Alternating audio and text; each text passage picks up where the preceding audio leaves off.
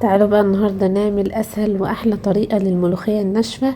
هتطلع معاكم زي الخضرة بالظبط. احيانا بنكون عايزين نعمل ملوخية بس بيكون مش متوفر عندنا الملوخية الخضراء.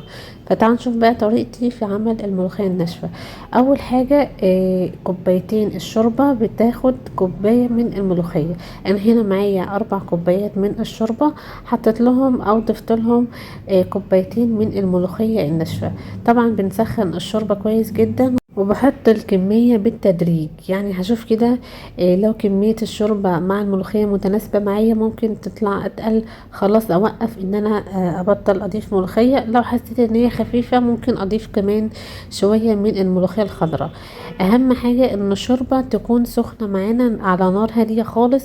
انا عايزه الشوربه هنا يدوب بس تكون سخنه كده، مش عايزاها تغلي ولا عايزه الملوخيه تغلي او تقلب علشان ما تفصلش معايا، وده سر من اسرار او سبب من اسباب ان الملوخيه بتفصل معانا. هنا بقى هظبط الملح، ضفت معلقه صغيره من الملح ورشه بسيطه قوي من السكر، وهقلب بالويسك كده، برضو الويسك بيساعدنا ان الملوخيه ما تفصلش معانا. وهبتدي دلوقتي اعمل الطشه بتاعه الملوخيه، عباره عن معلقه كبيره من السمنه او الزيت.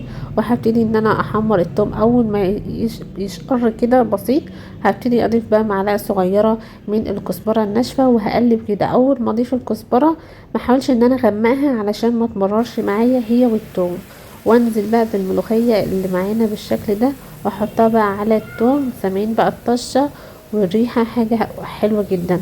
انا كمان المفروض ان انا كنت ازود توم، انا مش ضايفه توم كتير علشان بيتعب القولون شويه، لكن انتوا بقى تقدروا تضيفوا لحد معلقتين كبار من التوم. كل ما ضفتوا توم كتير للملوخيه بيديلها طعم حلو بصراحه.